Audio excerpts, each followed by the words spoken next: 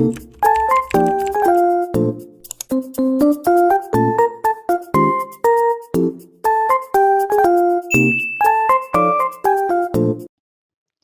guys, Assalamualaikum warahmatullahi wabarakatuh. Hari ini aku mau ngebahas lagi mengenai kisi-kisi soal P3K kebidanan ya. Sebelumnya jangan lupa dulu di like, komen, dan juga subscribe channel akunya. Lalu nyalakan loncengnya biar dapat update video terbaru dari aku. Karena insya Allah kedepannya aku akan sering membuat lagi mengenai video-video pembahasan soal-soal P3K kebidanan ya. Oke guys, kita lanjut aja ke soal nomor pertama. Di sini Nyonya F 17 tahun, G1 P0A0, hamilnya udah 32 minggu, datang ke RS dengan keluhan bengkak pada kaki. Nih, BB-nya naik 1,5 kilo per minggu. Tekanan darahnya 150/100 dan protein urinnya positif. Apakah diagnosa Nyonya F? Hipertensi kronis. Kalau hipertensi kronis itu terjadi terjadi sebelum usia kehamilan 20 minggu bahkan sebelum hamil ya. Ini terjadinya di usia 32 minggu, guys. Preeklamsi berat, kalau preeklamsi berat itu terjadi di usia kehamilan lebih dari 20 minggu dengan ciri-ciri tekanan darahnya lebih dari 160/110, sedangkan ini 150/100 ya, berarti bukan. Hipertensi gestasional itu adalah hipertensi yang terjadi pada saat hamil munculnya. Namun protein urinnya biasanya negatif. Kalau eklamsi itu hipertensi yang disertai dengan adanya kejang. Lalu preeklamsi itu adalah preeklamsia atau yang dulu dikenal dengan preeklamsi ringan, di mana ciri-cirinya tekanan darahnya lebih dari 140/90 dan juga terjadi di umur kehamilan lebih dari 20 minggu. Jadi jawabannya preeklamsia atau preeklamsi ringan ya, gitu. Kita lanjut lagi ke soal yang berikutnya. Seorang perempuan berusia 35 tahun, G1 P0A0, hamilnya baru 3 bulan, datang ke BPM dari hasil pemeriksaan yang dilakukan bidan, didapati hasil tekanan darahnya 150/100, baru 3 bulan tapi sudah 150/100 ya, protein urinnya negatif. Namun 2 bulan kemudian, pasien memiliki tekanan darah 180/110 dan protein urinnya positif 2. Apakah diagnosis pada kasus di atas? Nah, kita lihat di kasus ini dia awalnya di 3 bulan, tekanan darahnya sudah tinggi namun protein negatif. Dan setelah 2 bulan kemudian, berarti usia kandungan 5 bulan, tekanan darahnya menjadi 180/110 dan protein urinnya positif 2. Jadi di sini kita lihat jawabannya A, hipertensi kronis superimposif VEB. Kita kunci dulu jawabannya ya yang ini. Karena hipertensi kronis itu terjadi di umur kehamilan sebelum 20 minggu dan tekanan darahnya 150/100 dan di sini ada tambahan superimposif VEB. Nah, di 2 bulan kemudian si pasiennya tekanan darahnya menjadi 180/110 menjadi PEB ya. Dan protein urinnya positif 2. Jadi jawaban yang tepat itu adalah A ya. Kalau PEB itu terjadi di umur kehamilan lebih dari 20 minggu. Kalau hipertensi gestasional itu terjadi pada saat kehamilan lebih dari 20 minggu namun protein urinnya negatif. Eklamsi itu disertai dengan kejang, sedangkan preeklamsi ringan itu tekanan darahnya itu di bawah 180/110 ya. Jadi di atas 140/90 kalau preeklamsia ringan itu. Jadi jawaban yang benar itu adalah A. Kenapa? Hipertensi kronis karena terjadi di 3 bulan awalnya. Dengan tekanan darah 150/90/100. Superimposed VEB-nya di mana di kasus juga disebutkan bahwa 2 bulan kemudian dia menjadi PEB gitu. Jadi jawaban yang tepat adalah A ya. Seorang perempuan berumur 24 tahun, G3 P2A0, hamilnya 9 bulan. Datang ke BPM untuk periksa kehamilan. Ia mengeluh sering kencing. Mudah haus, dan juga lapar. Dari hasil pemeriksaan ditemukan tekanan darahnya 110/80, TFU-nya 39, janin hidup tunggal intrauterin, preskep belum masuk PAP. BB ibu naik 16 kilo. Sampai saat ini tidak ada riwayat penyakit apapun sebelum hamil. Apakah pemeriksaan penunjang yang diperlukan untuk menegakkan diagnosa? Kalau dilihat dari keluhan ibu, di mana ibu mengeluh sering kencing, mudah haus, dan lapar, yang harus kita periksa apabila mengalami seperti itu adalah reduksi urinnya ya. Jawaban yang tepat itu adalah B. Karena kalau misal, jadi kita harus mengetahui glukosa darah si ibu atau si ibunya diabetes atau enggak gitu pada saat hamil gitu. Karena sebelumnya si ibunya tidak ada penyakit apapun. Kalau protein urin ini kita periksa ketika ada tekanan darahnya yang tinggi, lebih dari 140 per 90.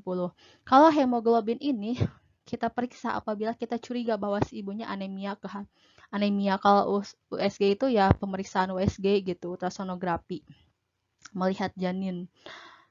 Oke, kita lanjut lagi ke soal nomor 4. Seorang perempuan berumur 24 tahun, G3P2A0, hamilnya 9 bulan datang ke BPM untuk periksa kehamilan. Ia mengeluh sering kencing, mudah haus, dan lapar. Dari hasil pemeriksaan ditemukan tekanan darahnya 110 per 80, TFU-nya 39, janinnya hidup tunggal intrauterin, persentasi kepala, belum masuk PAP, BB ibunya naik 16 kilo.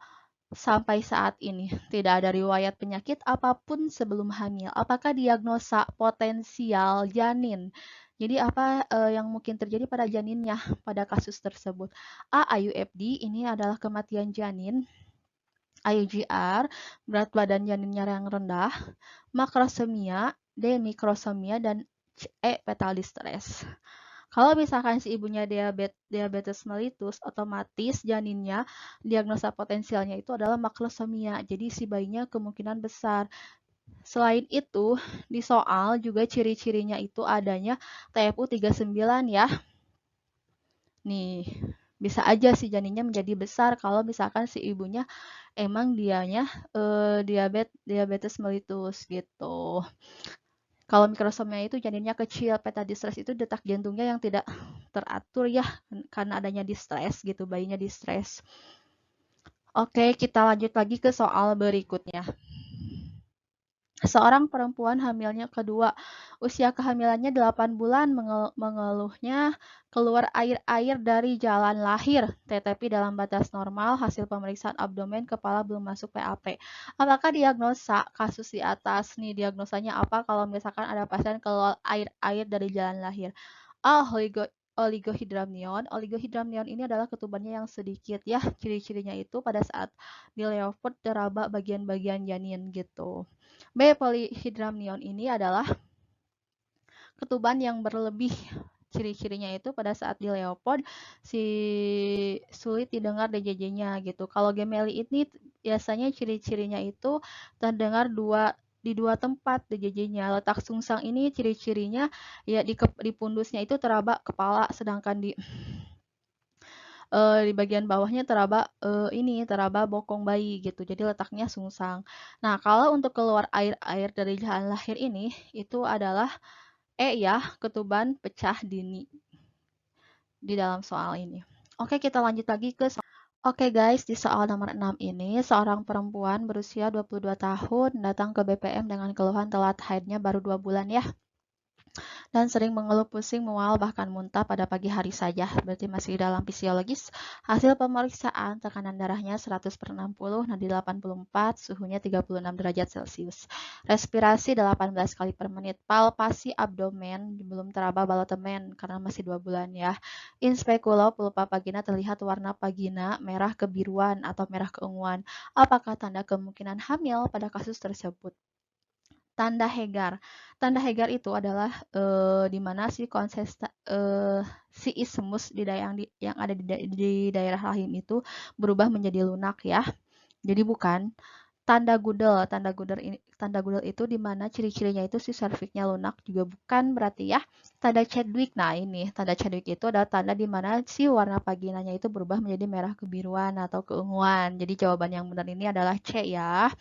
Kalau Piscacek itu adalah pembesaran uterus, kalau Bracton Hicks itu adalah His palsu. Kita lanjut lagi ke soal nomor 7. Nyonya U berusia 30 tahun datang ke bidan untuk periksa kehamilan. Ibu pernah melahirkan 2 kali, abortus 1 kali, melahirkan 2 kali, abortus 1 kali. HPHT lupa. Hasil pemeriksaan menunjukkan pemeriksaan palpasinya TFU-nya 3 jari di bawah VX. Letak kepala konvergen. Puka, TFU-nya 32 cm, DJJ-nya 144 kali per menit, TTV dalam batas normal. Diagnosis yang tepat pada kasus Nyonya U adalah, kalau lihat di opsi di sini cuma ditanyakan grafidanya ya. Nah, grafidanya ini, dia melahirkan 2 kali dan abortus 1 kali, berarti P2A1. Nah, berarti ini bukan ya, karena ini PS1. Ya, P2A1. Berarti kalau misalkan P2A1, berarti dia hamil keempat ya. Jadi jawaban yang benar adalah E. G4 P2A1. Kita lanjut lagi ke soal berikutnya. Seorang perempuan berusianya 20 tahun datang ke BPS karena selama 7 bulan tidak mengalami haid. Oh, jadi dia tidak haid selama 7 bulan ya. Perempuan tersebut mengeluh sering sakit pinggang bagian atas dan bawah. Hasil pemeriksaan diperoleh data perutnya sudah membesar dan teraba juga gerakan janin. Otomatis dia hamil ya kalau teraba gerakan janin dan terdengar juga DJJ 140 kali per menit di perut bagian kiri bawah. Berdasarkan data di atas, manakah yang memastikan perempuan tersebut benar-benar hamil? Berarti tanda pasti hamil ya kalau begitu. Perut membesar, kalau perut membesar itu tanda tidak pasti hamil ya. Teraba gerakan janin. Nah, ini karena di sini di soal yang merasakan si pemeriksanya itu merasakan gerakan janin. Jadi yang merasakan itu si pemeriksa. Jadi otomatis ini adalah tanda pasti hamil ya, teraba gerakan janin. Jawabannya B. Kita lihat opsi yang lain. Terasa sakit pinggang bagian atas, ini juga tanda tidak pasti hamil karena ini berupa keluhan. Terasa sakit pinggang bagian bawah juga ini berupa keluhan, tanda tidak pasti hamil. Tidak mengalami haid selama 7 bulan juga ini tanda tidak pasti hamil. Kita lanjut lagi ke soal berikutnya. Seorang perempuan usianya 30 tahun datang ke BPM dengan keluhan terlambat haid selama 3 minggu. Saat ini merasa mual muntah di pagi hari. Hasil pemeriksaan KU baik. Tekanan darah 110 per 70, nadi 84 kali per menit, dan respirasinya 24 kali per menit. Suhu 36 derajat Celcius. Apakah pemeriksaan penunjang yang dilakukan untuk menegakkan diagnosa kehamilan? Sebagai bidan, ketika kita ada yang mengeluh telat haid selama 3 minggu dan dia tidak di KB, otomatis kita curiga dia hamil. Nah, kita harus meriksa apakah dia hamil atau enggak. Jadi yang diperiksa itu adalah HCG urinnya atau Human Chorionic Gonadotrophinnya untuk menentukan ini itu adalah pemeriksaan untuk mengetahui apakah si pasien itu hamil atau enggak ya. Jadi jawabannya adalah A. Diperiksa HCG urinnya.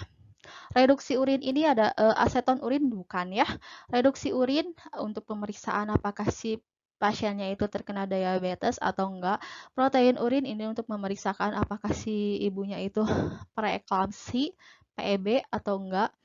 Glukosa urin juga untuk memeriksakan apakah ibunya diabetes atau enggak. Jadi jawaban yang benar untuk pemeriksaan apakah dia hamil atau enggak karena terlambat haid selama 3 minggu adalah hormon HCG-nya, hormon chorionic gonadotrophin. Oke guys, kita lanjut lagi. Nah, untuk soal nomor 10 ini silahkan kalian jawab di kolom komentar ya guys ya. Nanti jawaban yang benar insya Allah aku pin ya. Oke guys, cukup sekian ya pembahasan kali ini. Sampai jumpa di video selanjutnya. Jangan lupa ya, di-subscribe juga nyalakan loncengnya biar dapat update video terbaru dari aku. Oke guys, assalamualaikum.